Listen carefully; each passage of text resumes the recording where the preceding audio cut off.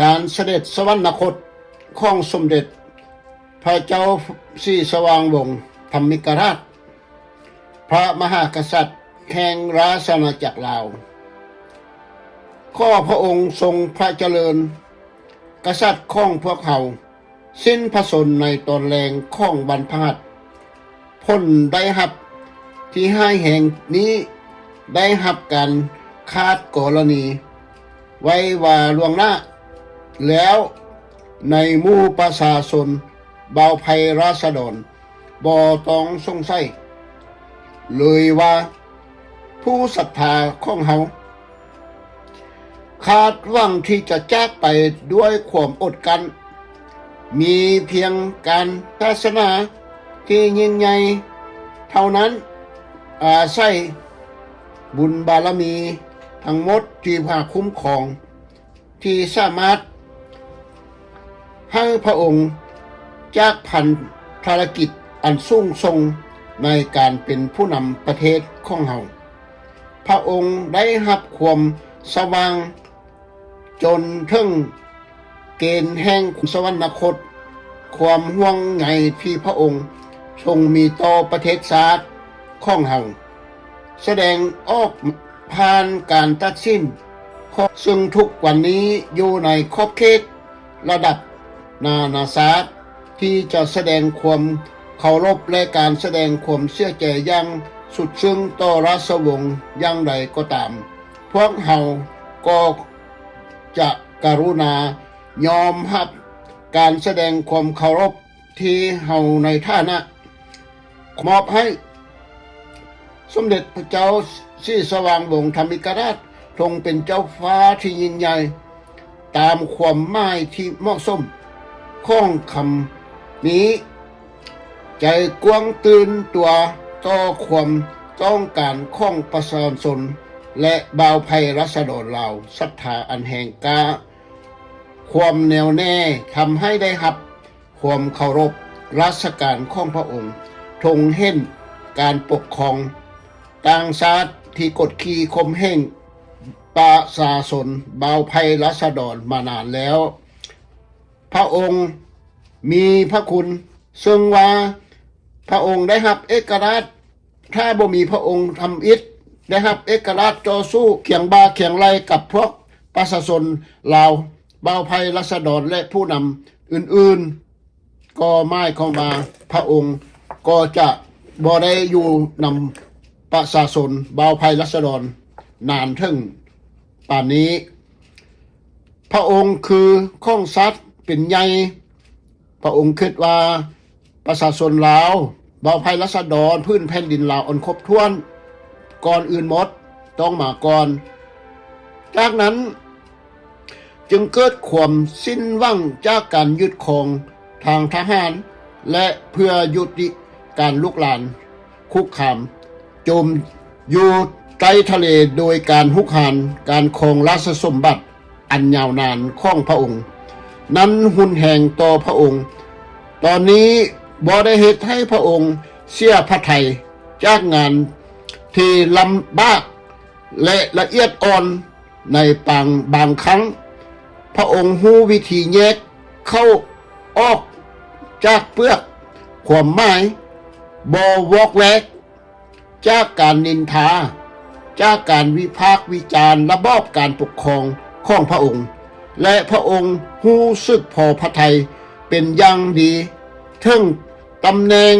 ทางภูมิศาสตร์ที่พระองค์เลือกและสามารถรักษามันไว้ชะตากรรมได้ให้โอกาสลาวที่จะเลือกเอาผู้สืบทอดของพระองค์ขึ้นของราชพันหลังคนลาวทั้งชาติบ่สามารถผิดพลาดในการเลือกของพวกเขาโดยเหตุนี้เขาจึงประกาศว่ากษัตริย์องค์ทรงพระชนมายุโดนนานการแก้ไขความต่อเนื่อง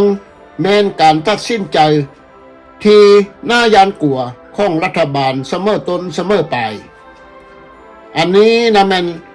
ข้อความที่ได้บันทึกไว้ตอนนี้พระนาทานพญากระต่ายโดนเสโสฤทธิ์ในนามท่านเป็นนายกรัฐมนตรีของลาวเสรี จากเดือนพฤษภาคม 1954 5 เดือนมีนา 1956 ประธานพรรคลาวก้าวหน้าก่อนการประกาศเอกราชให้ลาวเสรีมีเสรีภาพมีประชาธิปไตยภายใต้โพธิสมภารของพระบาทสมเด็จเจ้าฟ้าศรีสว่างวงศ์ธรรมิกราชมารับเสด็จมาของพระองค์จากนครหลวงพระบางในปี 1955 พระองค์ยังกำลังได้รับการต้อนรับจากเอกอัครราชทูตฝรั่งเศสประจำราชอาณาจักรลาวพระประธานมิเชลลีออนอันนี้มันเป็น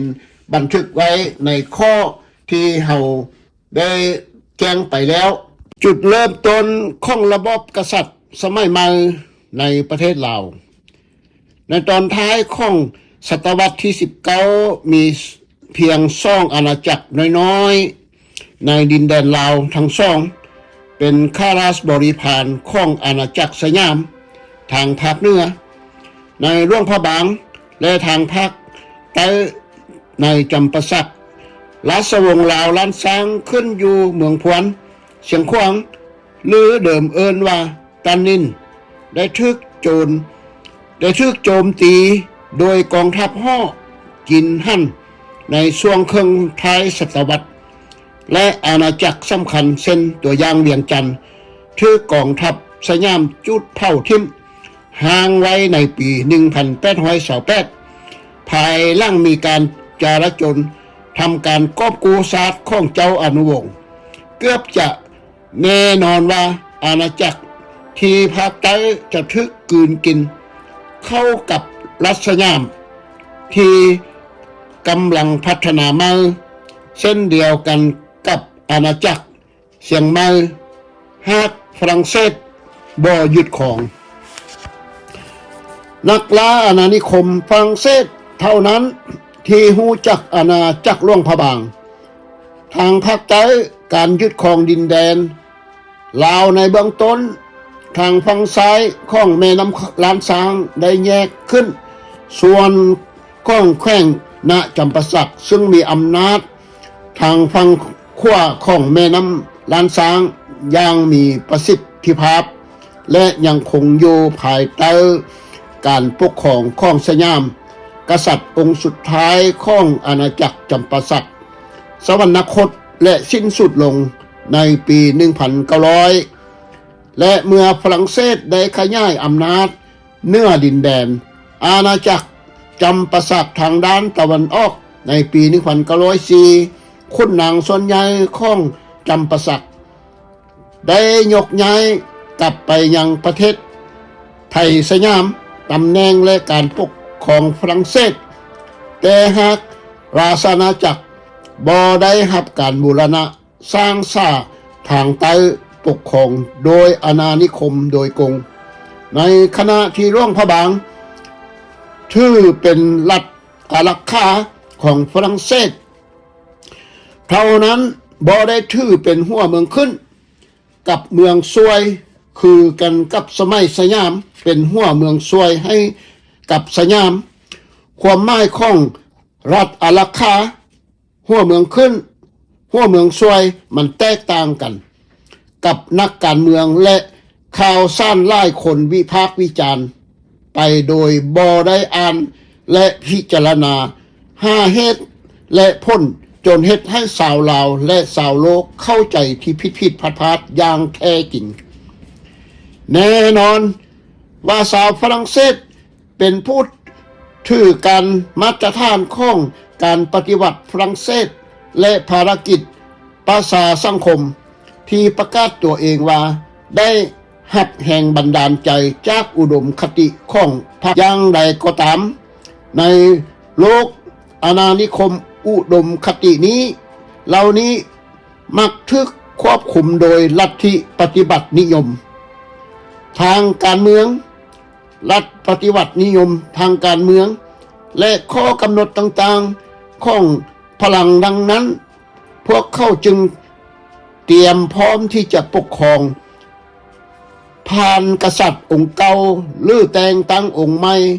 ถ้ามันจะเห็น ให้การปกครองอาณานิคมได้ง่ายขึ้น